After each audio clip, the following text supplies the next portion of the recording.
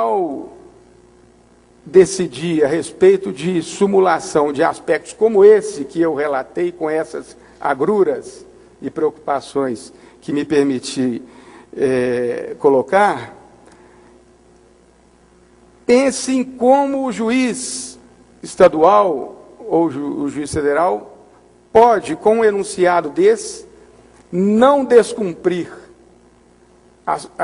o efeito vinculante que a súmula teria ou terá, mas, por exemplo, desconsiderar, só por isso, até sem a afetação da matéria ao plenário do tribunal, por exemplo, a inconstitucionalidade de uma lei estadual que vige pelo menos há 11 anos e que até então não foi declarada inconstitucional.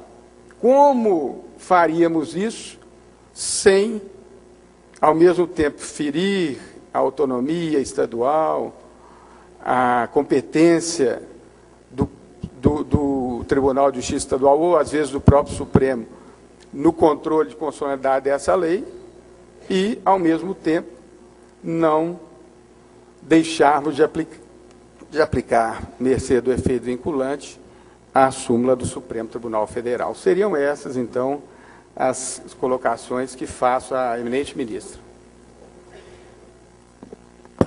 Eu quero inicialmente agradecer ao meu bom amigo, desembargador Edgar Amorim Pereira, pelas duas questões postas, principalmente pelas observações. Eu vou começar pela segunda, pelo que tem de ligação realmente com o denominado ativismo judicial.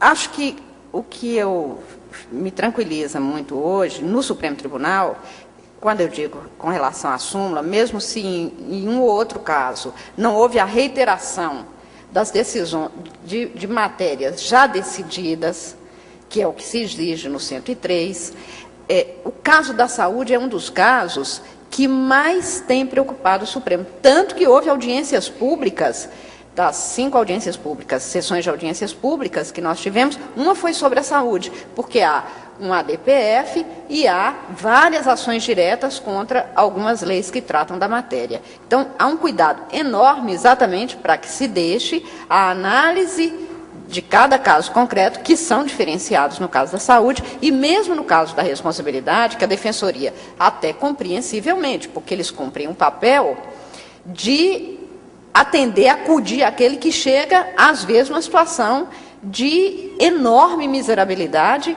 e de falta premente de condições de dispor do que é necessário para que ele tenha saúde, às vezes, do que é básico. Porque este tem sido um problema dos direitos sociais no Brasil. Quer dizer, a efetividade dos direitos sociais, que exige prestações positivas do Estado, está longe de chegar ao que a gente precisa, especialmente no caso de saúde e educação. Então, o Tribunal tem tido muito cuidado com isso, por isso foram realizadas no ano passado as audiências públicas, por isso essa proposta de súmula da Defensoria, repito, os defensores atendem essas pessoas em situação de urgência, e, portanto, eles veem isso, e a proposta é até por causa disso. Eles são muito abnegados e são pessoas que têm grandes valores, não apenas pessoais, mas têm nos grandes valores da Constituição o seu ofício ali no dia a dia. Eu já sofri, aliás, Vossa Excelência também, porque foi procurador do município. E eu, como Procuradora-Geral do Estado, uma ordem de prisão que veio contra mim foi numa sexta-feira à tarde, porque era para ser garantida uma cirurgia a ser feita por uma pessoa em São Paulo, e, portanto, eu, procuradora, que era a última das responsáveis, mas, claro, por isso mesmo, como era a última lá na linha, era mais fácil de ser presa, mandaram uma ordem de prisão, eu fiquei fugindo aqui, passeando na cidade. Ainda bem que, como dizem que eu tenho uma cara muito comum, todo lugar que eu chego, todo mundo acha até que já me conhece de algum lugar tão comum que eu sou, que ali na Praça 7 eu sumo e ninguém sabe, e, portanto, polícia não me pega fácil, porque, né, eu acho até que, por isso que eu gosto da Constituição, eu sou um pouco como ela, assim, meio conhecida, desconhecida, ninguém sabe muito bem o que é, tem umas mudanças, anda meio alterada e vai levando. Na verdade, é um pouco isso.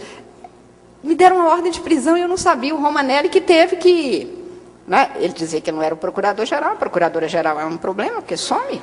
Né? Então, porque a ordem de prisão foi exatamente por um caso deste de saúde. E foi porque Vossa Excelência, na prefeitura, não queria pagar. Sobrou para mim. Nós temos essa dificuldade ainda para resolver em algum momento. Aliás, foi até bom lembrar, porque é um crédito. Eu estou querendo saber quem tem crédito comigo na vida. Este é um caso grave mesmo. O sistema de saúde constitucionalizado é um sistema cooperativo, como diria Raul Machado Horta. Este é um sistema em que todo mundo é responsável. O que acontece hoje, desembargador? Acontece que no Brasil, quando se imputa responsabilidade solidária, digamos, solidária federativa, todo mundo se acha ninguém. Então, a responsabilidade passa a ser do outro. E isso vai ter que ser resolvido, mas só será resolvido diante de uma legislação nos termos dos princípios constitucionais e depois que houver um amadurecimento. Tanto que isso não foi levado ainda para a decisão. E a realização das audiências públicas, que durou 3 dias, aliás, foi exatamente para se ouvir, inclusive a classe médica, porque muitas vezes vai nisso um jogo que cada vez mais tem ficado perigoso. Além do mais, há um outro dado da sociedade contemporânea que o direito não pode mais desconhecer, inclusive nas prestações dos direitos sociais. É a presença das tais organizações não governamentais.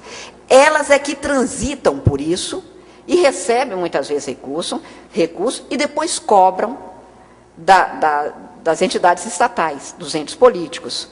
E, por exemplo, a experiência do Amazonas não é porque não chega no vereador, chega a essas entidades, muitas vezes cooptadas por partidos ou por ideólogos partidários, e depois utilizadas para fazer com que o cidadão que teria que receber o serviço não receba, mas tem uma estrutura que sabe como fazer chegar a demanda ao Poder Judiciário.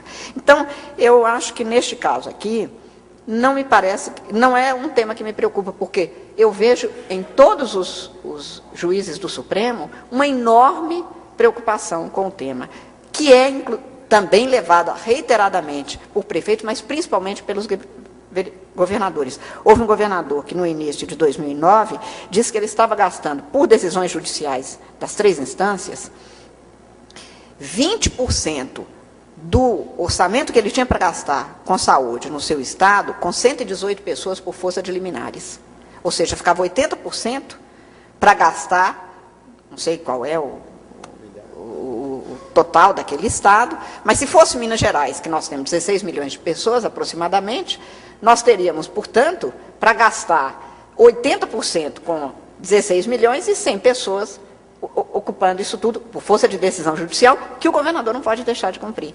Daí, esse entrosamento que tem havido entre o tribunal, e eu acho que todas as instâncias judiciais, e os entes federativos, e, mais que isso, com as próprias entidades encarregadas, quer as empresas, as indústrias, que têm seus interesses econômicos de lucro, e a necessidade de se prover e dar efetividade aos direitos sociais. É certo que eu acho que não se pode deixar alguém caído na sarjeta, literalmente, na Praça 7, não se atende, e depois nós vamos perguntar quem foi que não pagou. Nós temos que salva primeiro, depois a gente pergunta como é que vai se cumprir isso. Mas não pode também a Federação Brasileira